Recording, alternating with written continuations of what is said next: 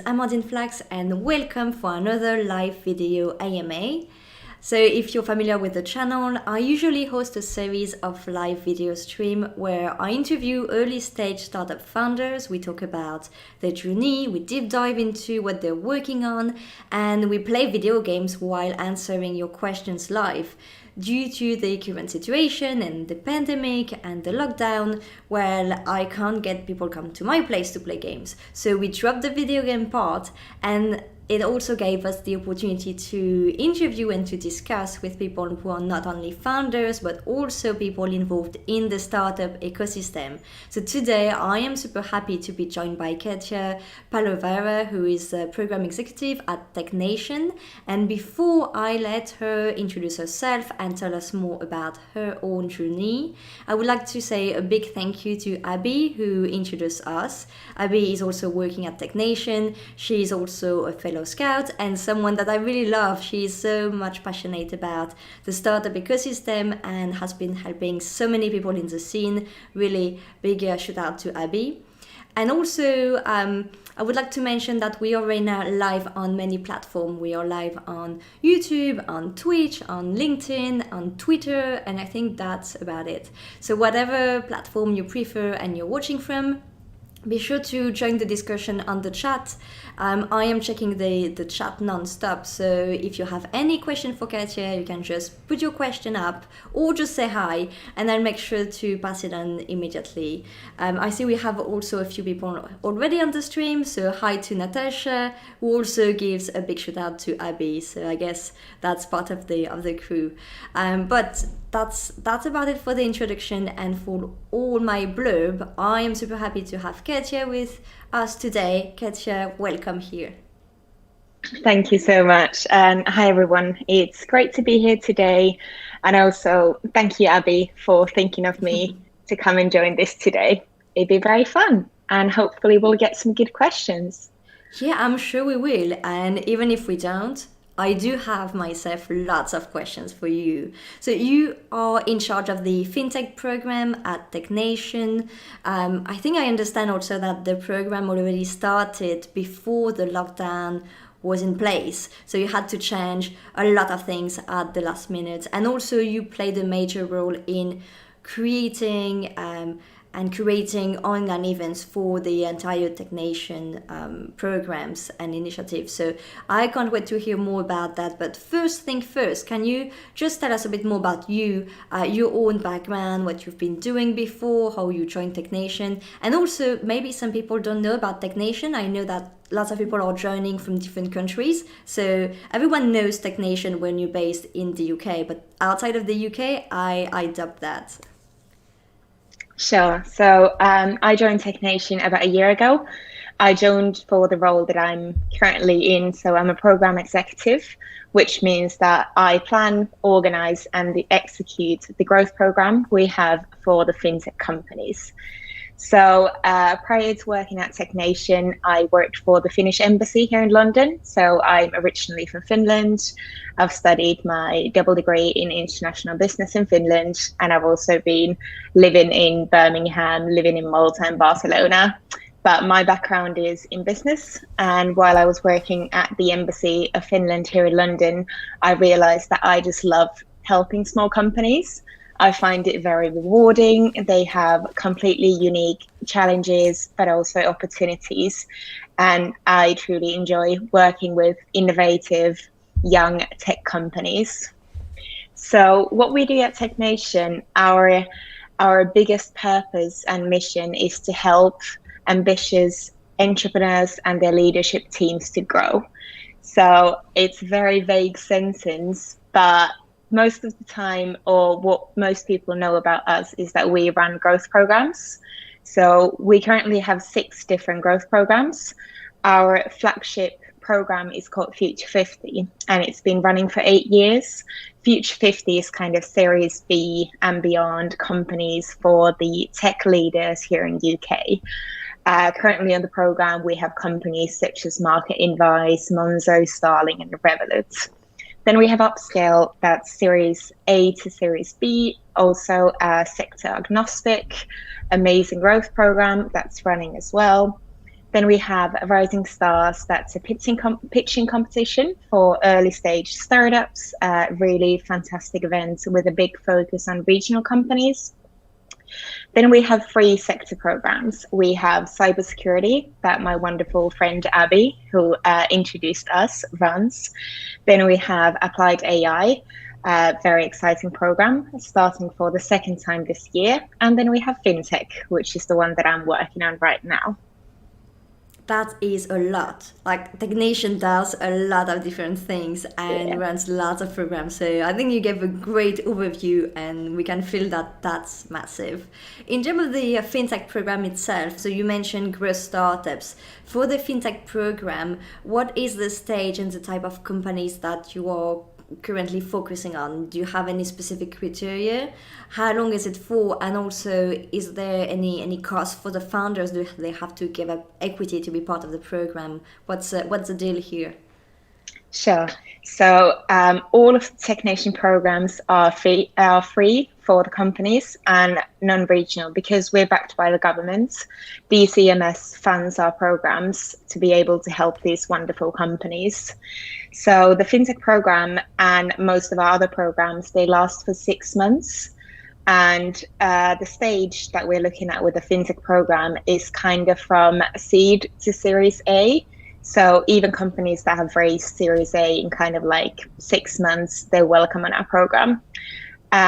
The current program for FinTech, we just finished at the end of April.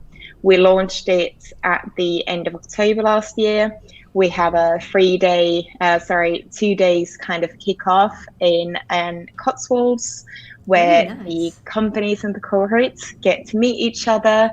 And then after that, we meet kind of once in 2 weeks in London and in regional locations to bring the cohort together to share their challenges with each other. We'll get an expert speaker to talk about them and share their journey with them.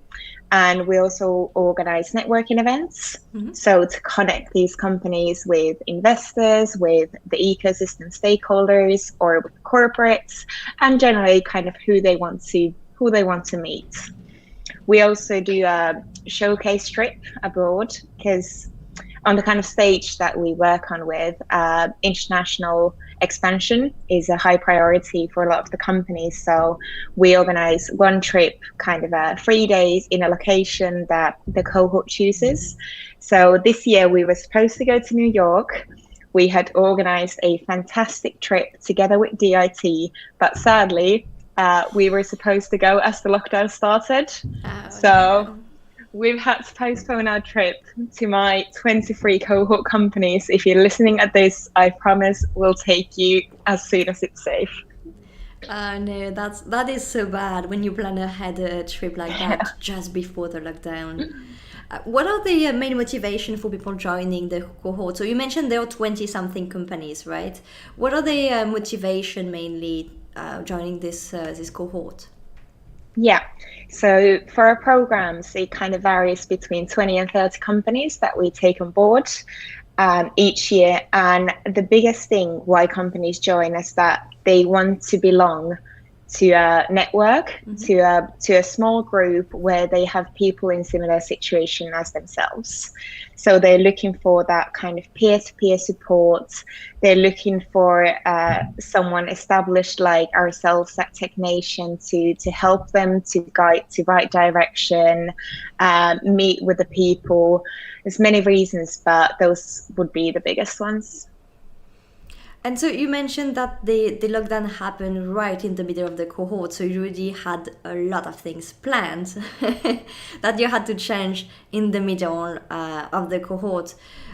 So there must have been like a sense of emergency to adapt everything. How did you react at first, and what were your priorities? What do you think that you really had to change or to figure out ASAP, and then the next step and the next step? Like, what was your approach?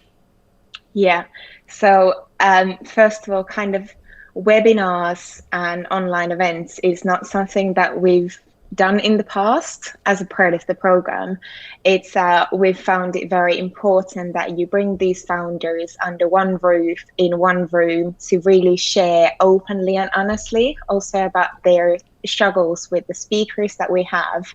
And I was quite terrified. I was like, when one of the biggest things that we do is bring these people together in person, how we're gonna do that online. I think with the FinTech program, though, we're quite lucky that we only had 2 more insight sessions, as we call them, to go, and our our final dinner that we then turned into a virtual final dinner. The topics that we had for the last sessions, also we had mental strength, because when I was onboarding the companies back in last autumn, a lot of them expressed that being a founder is very lonely. It gets very difficult. So I decided that talking about mental strength and being a good leader and a good colleague and kind of taking care of your mental well-being should be a priority in our program. So that was the first event that we had to turn into virtual, which again, I was thinking it's a difficult topic already, but we found this fantastic lady who I've met through Technation, and she ended up doing like an entire mental strength and mindful leadership session for our cohorts online, which actually worked incredibly well. That's fantastic. And so, in terms of the changes for the company's part of the cohort, have you also seen that their needs may have changed, or their approach, or what they expected from the program has changed because of the pandemic? Did they had any expectation at all, actually? Yeah, I think we've always been very responsive to our cohorts and kind of make sure that they know that we're always there, whatever comes to their mind. But I feel like only when this pandemic really started and we could see the effects, the cohort really took upon on the help. They would come and ask, knowing how closely we work with the government, they'd ask a lot of guidance about the government support schemes, for example. We conducted several surveys at Technation that we fed straight back into the government, that we circulated to the companies, asking that what is it that you really need? Like, what is going to help your company to go through it? And it was very valuable that through free surveys, we could get that information straight back to, and we've heard that it's been very helpful. Also, especially in a difficult time like this, the opportunity that we give to the cohort to share with each other what they're doing has been very helpful. One of the more informal channels that we have is that we have a WhatsApp group for the cohort members, and there's been so many discussion on all sorts of topic, from kind of like furloughing staff to working from home, or how to approach your contract negotiations with potential partners, what to do with your office spaces, everything you name it. It's been going on in our WhatsApp group, and I'm really happy that the cohort members find it as the kind of platform where they can ask even difficult questions. I completely agree. That's something that helps a lot. I was recently part of kind of a day, part of a program, and I found that for me the most interesting part was actually to discuss with other people part of the program, because I never had the opportunity to meet them yet, because we've been accepted in the program during the pandemic.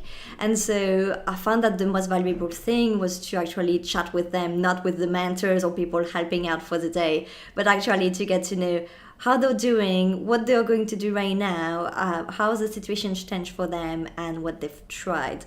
Also, you mentioned something that actually caught my attention. You mentioned that you've been in touch a lot with the government, and I know that when the pandemic happened, it was very tricky, and I think for you it may have been a very difficult situation, because the government was looking for consulting with the startup ecosystem to know what to do, but in the same time founders were asking, what's up for them. So I guess there may have been a moment where you were still feeding back the information to the government and couldn't answer the questions from founders because the government didn't yet decided what they wanted to do.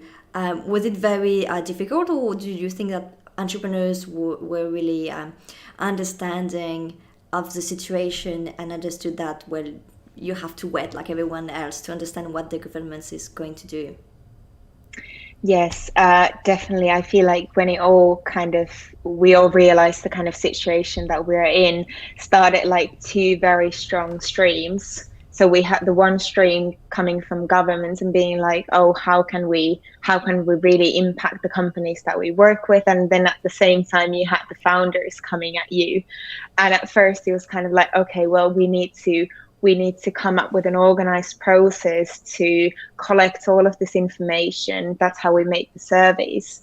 Kind of think that how can we have a constant communication, but then at the same time make sure that no one's saying anything too early or too late. So at TechNation, we responded very well as a whole company. We established kind of a COVID-19 blog that was a daily blog from our CEO, Gerard Gretsch, kind of putting together everything that's been announced to one accessible blog post that we would then circulate. So I feel like that's one of the important things, that we managed to capture the information that was needed to an accessible format, because I know a lot of founders were like, I saw this news, but can I actually access that? Will it work like this? So the fact that we could put it into a nice accessible package and share these, that was very valuable. Yeah, I can imagine. I was exactly in this situation. And to be honest, at some point, I stopped just checking the news, and especially startup news, because it was just too much. And I realized that actually everyone was trying to understand how things would work, but that wouldn't be anything that would be accessible until quite some time. So I thought, okay, let's just stop checking the news. But that's just me personally. I understand that lots of people who may have had to take action faster than I did, needed to have this information straight away. You mentioned that you've tried different things. Is there anything that you've tried to do for startup that didn't work out? Well, I wouldn't say as far as it didn't work out, but it's probably something that hasn't picked up quite as well as we were hoping it would. Mm-hmm. So the networking, and when we have our user insight sessions, the ones that we have about twice a month during the program, the format goes kind of like that. We take the afternoon, we have about one or two speakers to share their learnings on an insight topic. We'll ask the cohorts to share their challenges, do kind of like a little brain activity, and kind of it becomes a very insightful afternoon. And then after that, you have time to network, to talk with each other, how, for example, how you felt about some things that the speakers thought. And it's like a very solid pack, how we form these events. And then when we're taking those online, you realize that you can't ask people to spend 4 hours on a Zoom call with you. It's unrealistic. So we've realized that you have to make the sessions a lot shorter, kind of trying to bring in the interactive elements. It was a bit difficult at first. Then we've started exploring also different kind of platforms, like in Zoom webinar, you can have little rooms, so you can assign people with different rooms, and kind of like you have to work harder on bringing the element of people being together and sharing together. Because what some people might do is that they'll join a webinar and they'll just kind of close the screen and keep on doing the emails. That's what we want to avoid. So I'm guilty of Josh. I know, I do that too. Yes, I have done that as well, and I feel horrible about it. So kind of what you have to do is that try to make it very interactive. So we always tell our speakers for the online webinars that try to make it into a conversation, even though it's never the same having a conversation on screen, but kind of like we encourage the people to share their thoughts on the chat. Then when we have the breakout rooms, we ask one person to be the spokesperson on what was the conversation in there, bring it back to the main one. Just really trying to push the lots, the interaction and the sharing element, to avoid that, people can't just close the screen. They know that they might be called up to share their thoughts. Also, for the final dinner that we had to do virtually, in that I even made like a little quiz about the program so far, with kind of the final dinner is very informal, so it was kind of a funny quiz about looking back at the program, some funny memories. We did that with Slido, so that everyone has to participate, and that's worked actually really well. It's worked so well that we've done that a lot. For example, yesterday we had our all company-wide Friday meeting, and we were using Slido to kind of engage people with the story that the people were sharing in the company-wide meeting.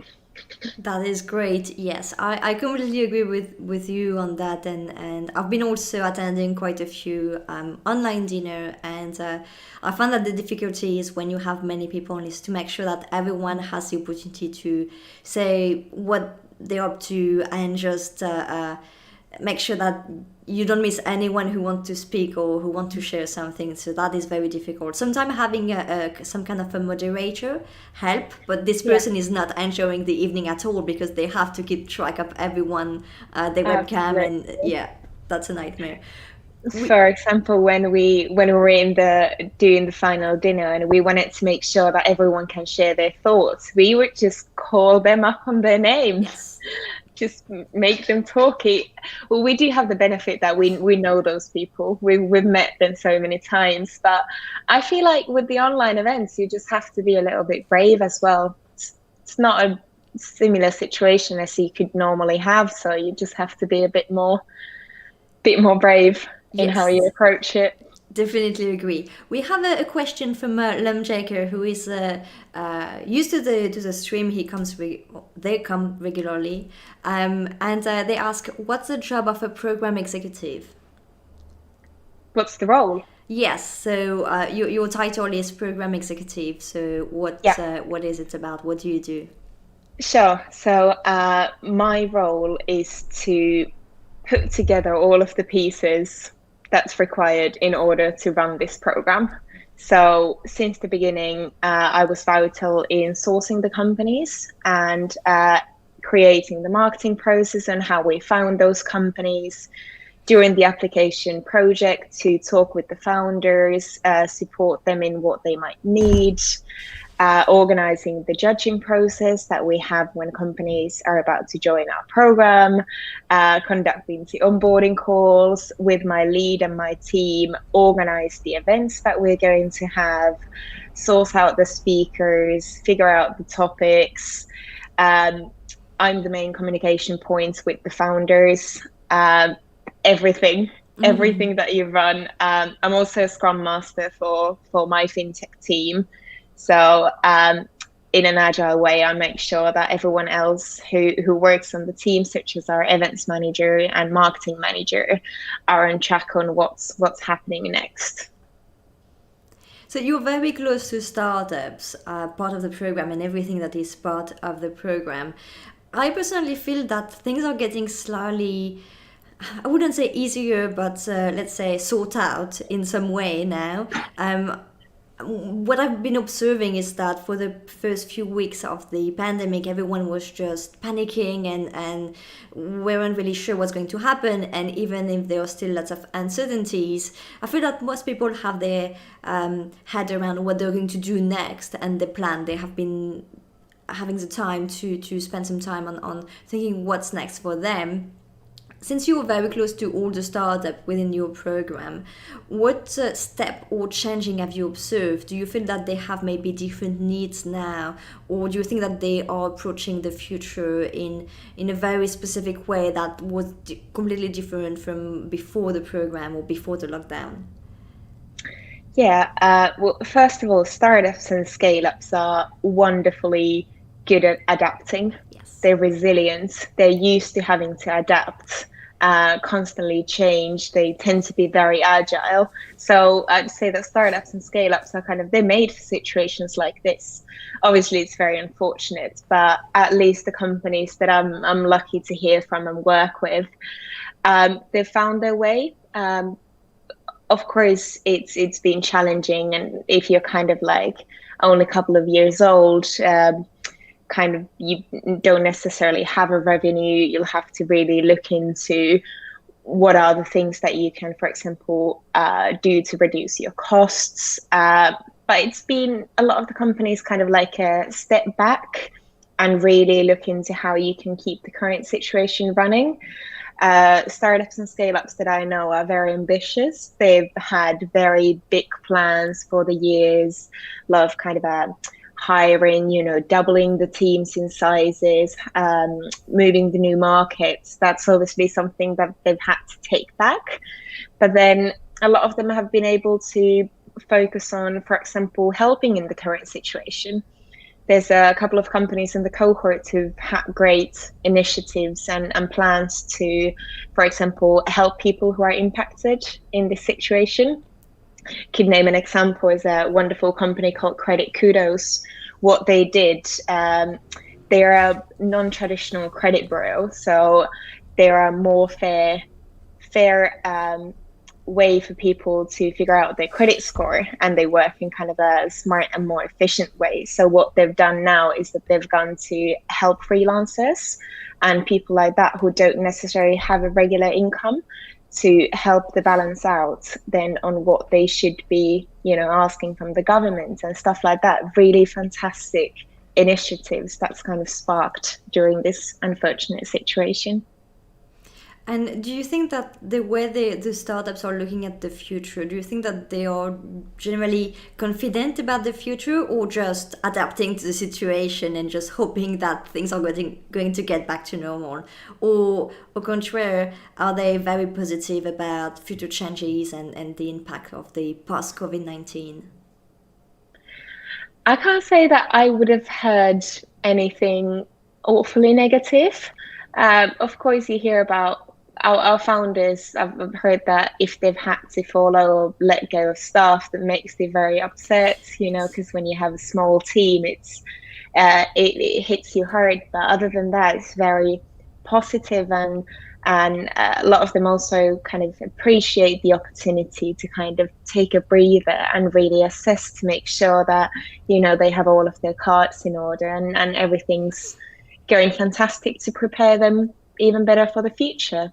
And should something as unfortunate like this happen again in the short term, they'll know exactly how to handle it, which is the silver lining in the situation. But that's good to know they are keeping things positive and looking at a bright future and not just at the negative side. Lumjaker also asked, do you love working at a company, or would you like to start your own company one day? So it's a good question. I get that a lot. Working in the scale up space, a lot of people have that ambition. Who knows? I'm definitely open to it. I've learned how difficult it is, but at the same time, it's so exciting. I admire entrepreneurs. I admire who go after, especially in the FinTech space. A lot of the companies that I work with, they've found a problem, they've found a blocker in the current system, and they come up with something amazing to solve it and make it better for people. And I think that's absolutely wonderful and beautiful. And if I one day wake up with an amazing idea, with a problem that I want to solve, and I find people around me to help me with it, why not? But in the meanwhile, I do love Technation and I love what we do. I really love your answer, because I have been in the same situation where I've been also asked this question many times, and I eventually started my own business a few months ago now. But still, I had the same answer, like, why not? Once you're working with startups, you understand and you feel that you are equipped to start this adventure, but also and you've met lots of startups that weren't necessarily driven for the right reason or didn't necessarily want to make it happen to solve a problem, and that's not what you want to do then. So exactly like you, every time people ask me that, I always answer the same thing about, well, maybe if I find the right co-founder, or if the person I know I want to start something with becomes available, then maybe we will take something further. But until then, it's not just about wanting to become an entrepreneur. It's having everything coming together at the right time, and that is the difficulty. Sometimes you meet people who you really want to work with, but you can't work with them for many reasons at this time. Or sometimes you have an idea, but you know that maybe it's a bit early, or maybe you can't just do it on your own right now. So there are so many factors. There is kind of a luck factor, or just things getting together at the right time that is to take in consideration. Exactly. That's what it is.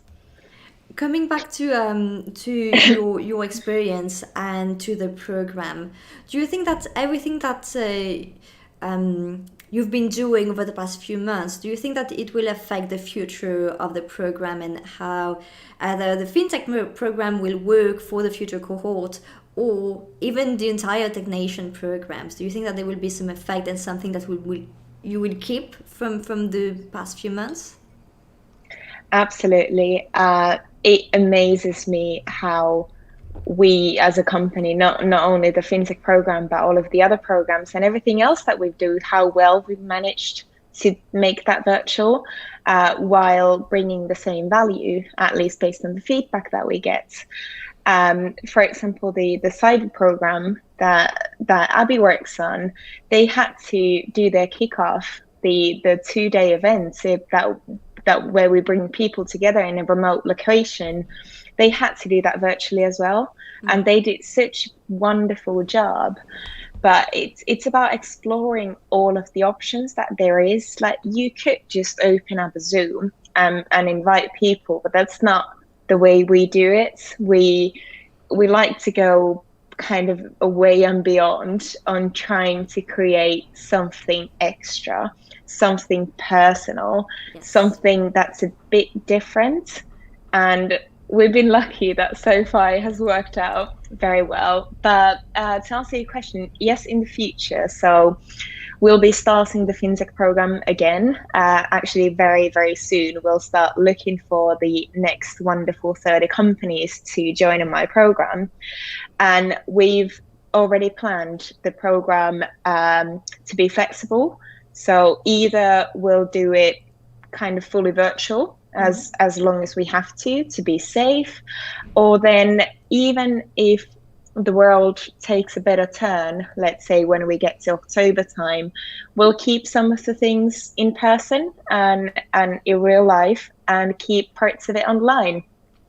I think one of the really important lessons that we learned with the FinTech is that, because we're not just a London growth program organization, that's not what we do. Is very regional, and in the FinTech program we have 40% of our cohorts located outside of London. So we had companies in Cornwall, in Yorkshire, in Newcastle, and especially for these companies, having a virtual event was so valuable, because for them it's not possible always to travel down to London. Which is though why we had a couple of our sessions outside of London, also because we had expert speakers in those areas. But definitely we are just increasing the amount of sessions by offering some of them online and still having hopefully the ones we can in person. But yeah, it's been a hot topic at Technation, seeing that how much value we can bring with the online events, and I feel like we will most definitely keep it. But we would love, when it's safe, to still be able to bring those wonderful founders under one roof. I love that. And I love the fact that you mentioned bringing value to your startups, because I think that is the key thing. And I've been in touch with lots of programs, accelerators, but also co-working spaces and other kind of formats that are supporting founders.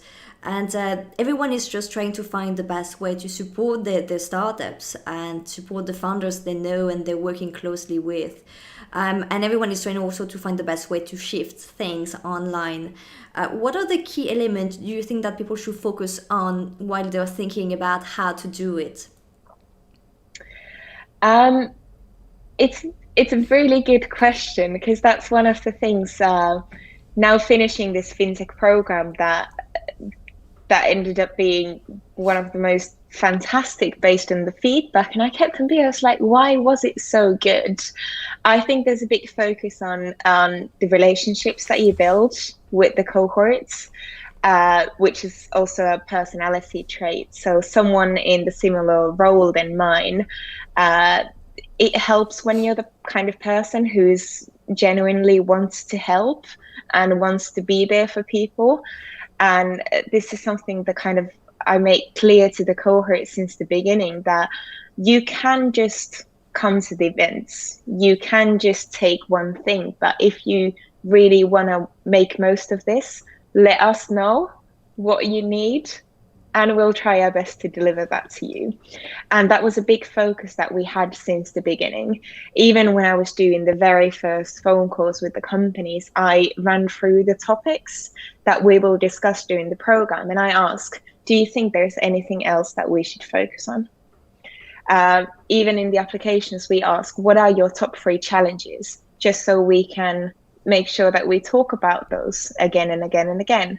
After every session, we've asked what were the best things and what's something that we could have done better, doing mini retros for the members all the time, just to make sure that we are delivering what they want.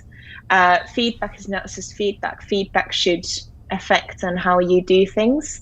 An example of this would be that when we had I think our first and second sessions, we had 3 speakers on a time of kind of like in 4 hours.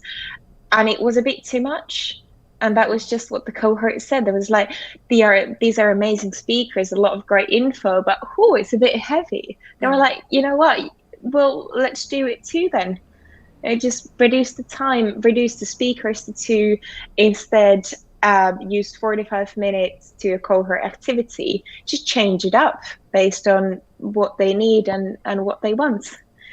We also, another good example came to mind, this very final insight sessions that we had, that we also did virtual. We were supposed to talk about growing your team, but we realized that maybe this is not the best time for it. So we asked from the companies, what would you like to, have a session on?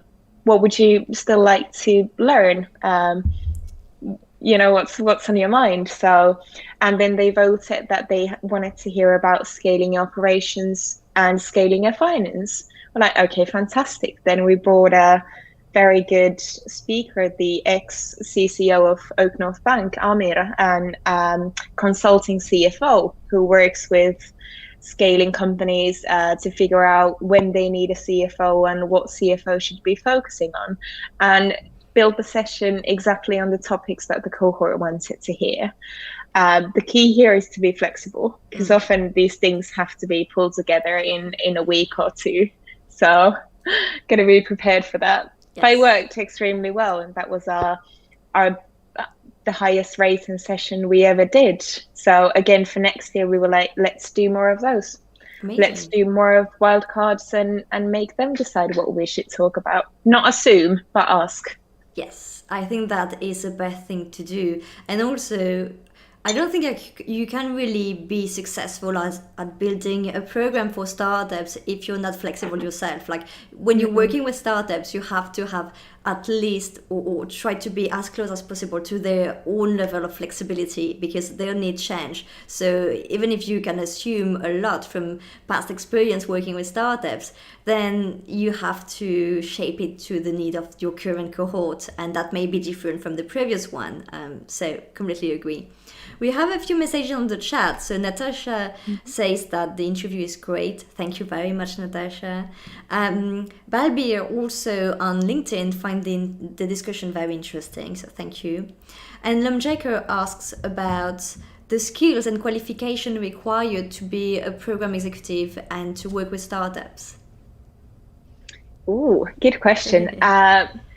Loads of different, working with in my team with the other program executives and program managers. That's kind of my delivery team. I couldn't put us into one, person. What does that look like? Mm-hmm. But some things that we share are more, I would say, personality traits. So we're very passionate. We're passionate about helping. We get inspired.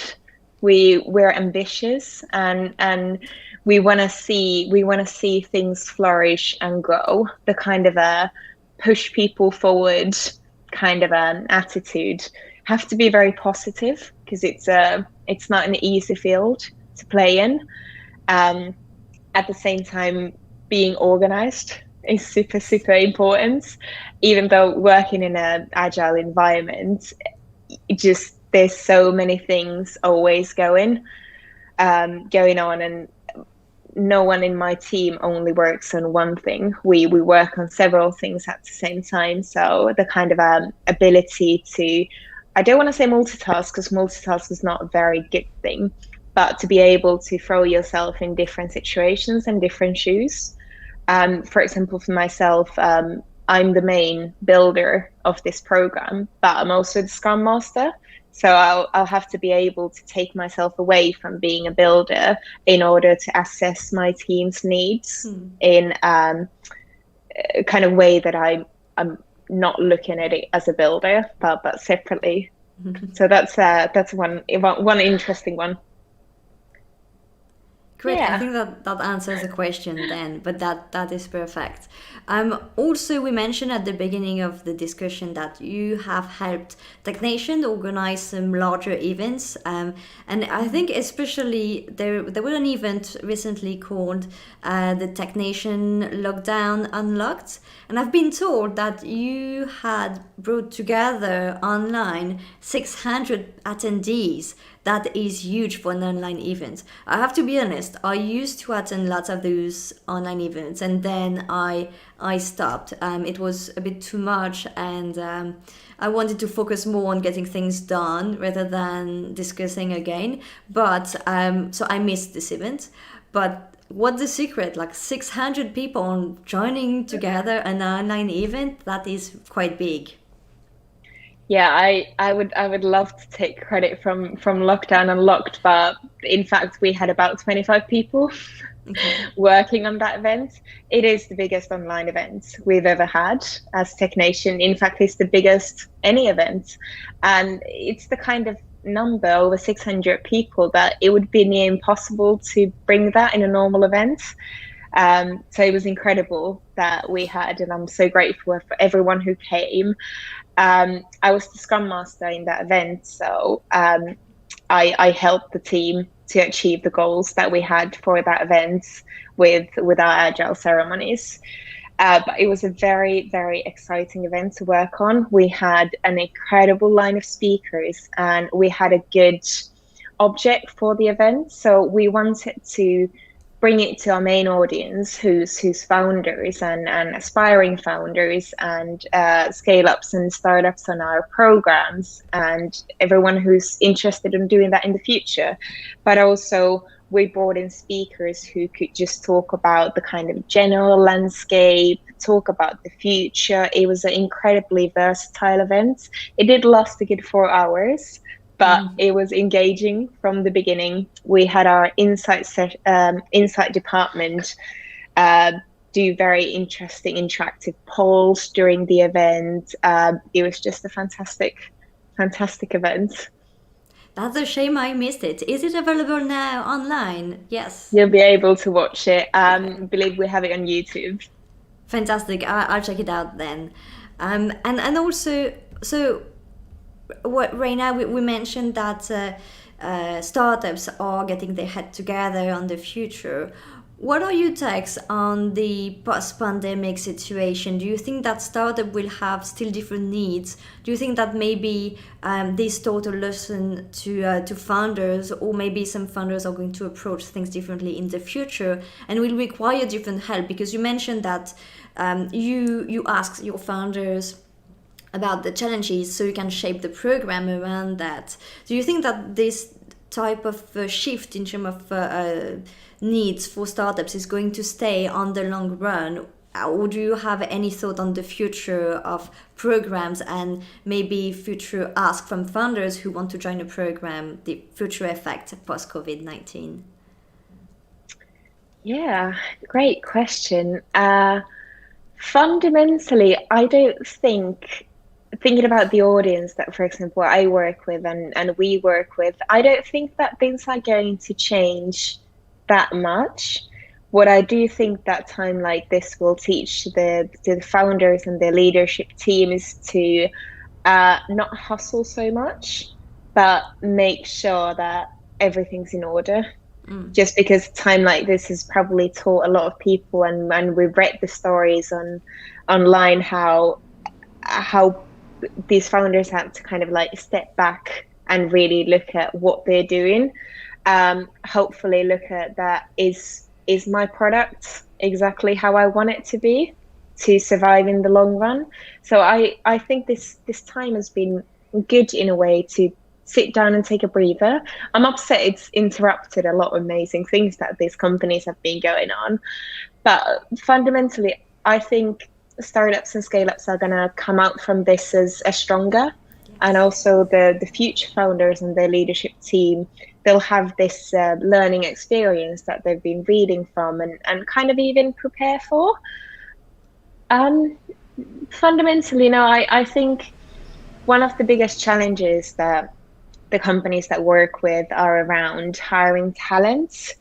For example, world's going to be a lot more embracing remote working after this, that's for sure. I don't see everyone going back to the office just for the sake of it, especially because most companies don't really need to. We don't need to as technicians. We've been fine working remotely. I feel like it's going to give access to a lot larger pool of talent, because they don't need to be looking at specific locations. I think there's a lot of great positive things that will be embraced in the world after the pandemic. That brings me to Lemjekker's last questions. I've noticed a few questions, but the last one is actually about the pandemic effect. And you mentioned remote working. Do you feel that it's affecting the team's performance, or it's still normal and not affecting the work? So you seems to be enjoying working remotely, which is great. Have you seen any effect on some startups? Because I know some founders who are very flexible and adaptive, but they're not a big fan of remote working.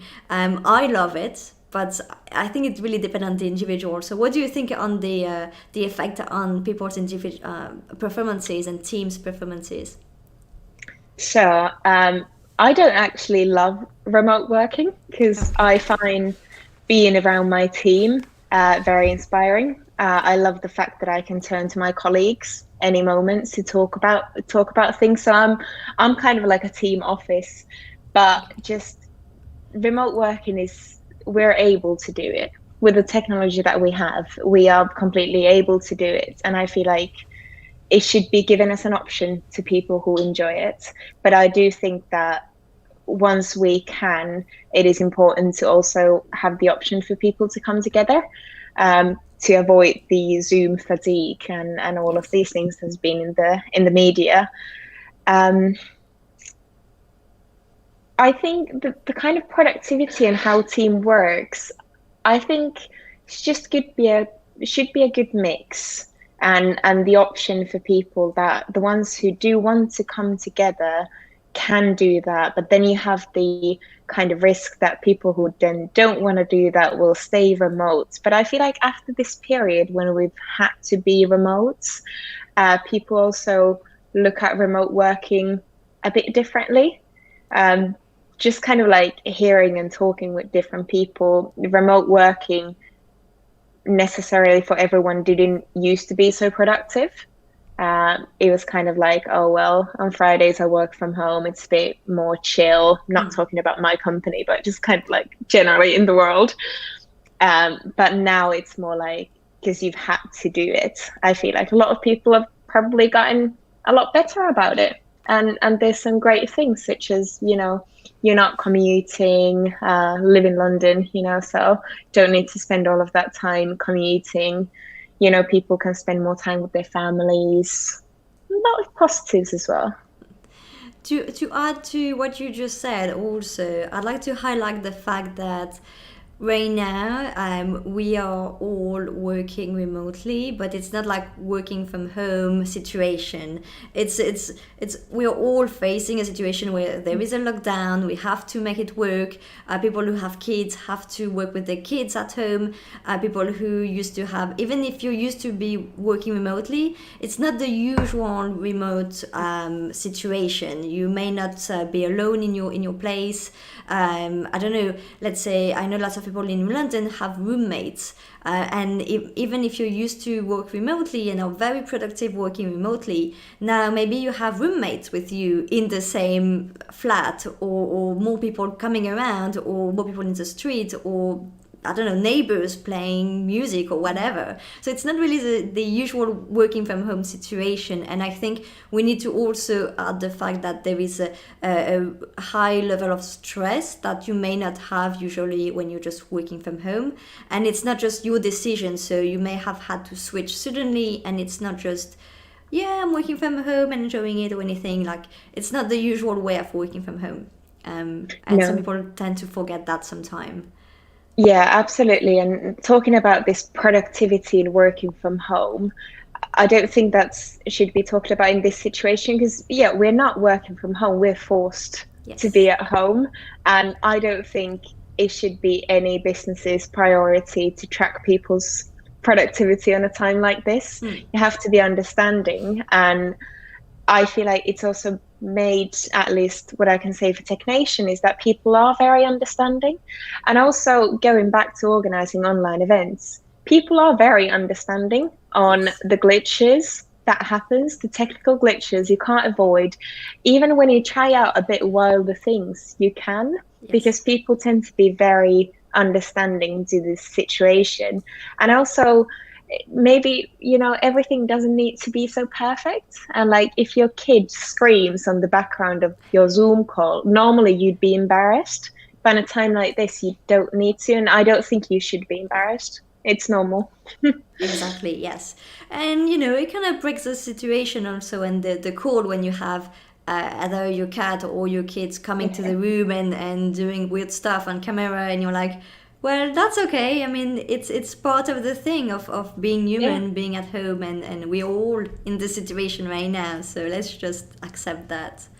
I really enjoy all your answers. I don't want to take too much of your time. Do you have any resources, anything from maybe a book that you're reading that you found super interesting, podcast, or even just online communities or activities that you like to do, that maybe something that helps you keep sane in this situation, or anything that you'd recommend people to try out, read, check out, anything?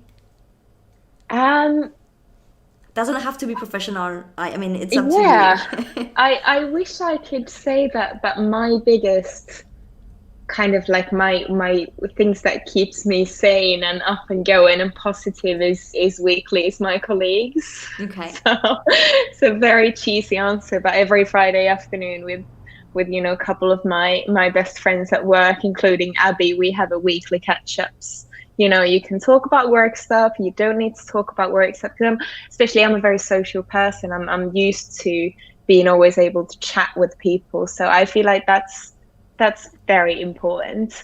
I'm not a FaceTime person, for example, but just kind of like forcing yourself to speak to people, share with them on how you feel.